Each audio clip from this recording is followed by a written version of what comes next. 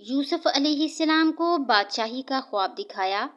والد کو بھی پتہ چل گیا، ایک موجودہ نبی ہے تو دوسرا مستقبل کا نبی ہے، مگر دونوں کو ہوا نہیں لگنے دی کہ یہ کیسے ہوگا۔ خواب خوشی کا تھا مگر چکی غم کی چلا دی۔ مالک کن فیکون کو اپنی مرضی میں مداخلت پسند نہیں۔ وہ اپنے ٹارگٹ تک بڑے لطیف اور غیر محسوس طریقے سے پہنچاتا ہے۔ یوسف علیہ السلام 2 کلومیٹر دور کنویں میں پڑے ہیں، خوشبو نہیں آنے دی۔ اگر خوشبو آ گئی تو والد سے رہا نہیں جائے گا، جا کر نکلوا لیں گے، جبکہ بادشاہی کے لیے سفر اسی کنویں سے لکھا گیا تھا۔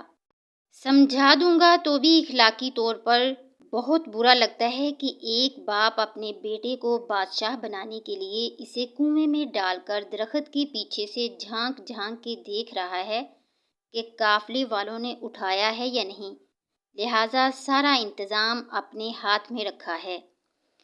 اگر یوسف علیہ السلام کے بھائیوں کو پتہ ہوتا کہ اس کنویں میں گرنا بادشاہ بننا ہے اور وہ یوسف کی مخالفت کر کے اصل میں اسے بادشاہ بنانے میں اللہ کی طرف سے استعمال ہو رہے ہیں، تو وہ ایک دوسرے کی منتیں کرتے کہ مجھے دھکا دے دو۔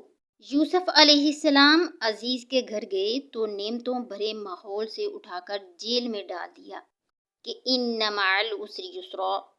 جیل کے ساتھیوں کی تعبیر بتائی تو بچ جانے والے سے کہا کہ میرے کیس کا ذکر کرنا۔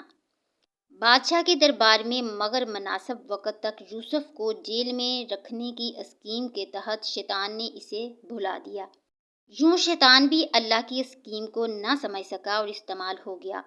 اگر اس وقت یوسف علیہ السلام کا ذکر ہو جاتا تو یوسف علیہ السلام سوالی ہوتے اور رب کو یہ پسند نہیں تھا۔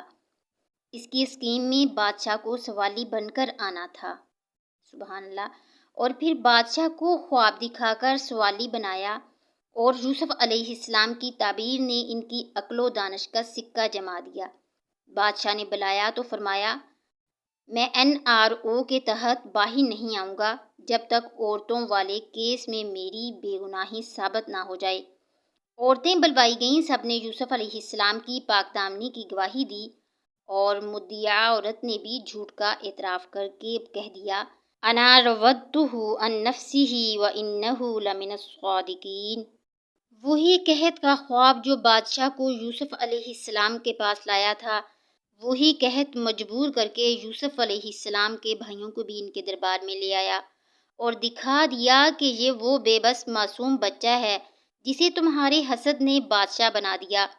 فرمایا، پہلے بھی تم میرا کرتا لے کر گئے تھے جس نے میرے باپ کی بینائی کھا لی، کیونکہ وہ اسی کرتے کو سونگ سونگ کر گریا کیا کرتے تھے۔ فرمایا، اب یہ کرتا لے جاؤ، یہ وہ کھوئی ہوئی بینائی واپس لے آئے گا۔ اب یوسف علیہ السلام نہیں، یوسف علیہ السلام کا کرتا مصر سے چلا ہے تو کنعان کے صحرا مہک اٹھے۔ یعقوب علیہ السلام چیخ پڑے ہیں، انی لاجد ریح یوسف لولا ان تفندون۔ تم مجھے سٹھیایا ہوا نہ کہو تو ایک بات کہوں، مجھے یوسف علیہ السلام کی خوشبو آ رہی ہے۔ سبحان اللہ، جب رب نہیں چاہتا تھا تو 2 کلومیٹر دور کنویں سے خبر نہیں آنے دی، جب سوئچ آن کیا ہے تو مصر سے کنعان تک خوشبو سفر کر گئی ہے۔ اللہ جو چاہتا ہے وہ کر کے ہی رہتا ہے، مگر لوگوں کی اکثریت یہ بات نہیں جانتی، اور جانتی ہے تو مانتی نہیں ہے۔ یاد رکھیں، آپ کے دشمنوں کی چالیں اور حسد شاید آپ کے بارے میں اللہ کی خیر کی اسکیم کو ہی کامیاب بنانے کی کوئی خدائی چال ہو۔ انہیں کرنے دیں جو وہ کرتے ہیں۔ اللہ پاک سے خیر مانگیں اور اپنے حصے کا کام اپنی پوری لگن، طاقت اور ایمانداری سے کرتے چلے جائیں۔ آپ اس دنیا سے کامیاب ہو جائیں گے، مگر زمان و مکان کے پیمانے رب کے ہیں۔ زندگی میں آنے والے اندھیرے تاعمر کے لیے نہیں ہوتے۔ کوئی بھی راستہ ایسا نہیں ہوتا جس کی کوئی منزل نہ ہو، تو بس اپنے طریق دن کی صبح کا انتظار کریں، یہی آپ کے رب کا حکم ہے۔ تھک جانا برا نہیں ہے، مایوس ہو جانا برا ہے۔ مایوس انسان تب ہوتا ہے جب اسے اللہ کی طاقتوں پہ، اس کی رحمتوں پہ یقین نہیں رہتا۔ ہم یہ بات بھول جاتے ہیں کہ جس نے یہ حالات پیدا کیے ہیں وہ یہ حالات بدل بھی تو سکتا ہے۔ کوئی بھی چیز انسان کے بس میں نہیں ہوتی جب تک اللہ نہ چاہے۔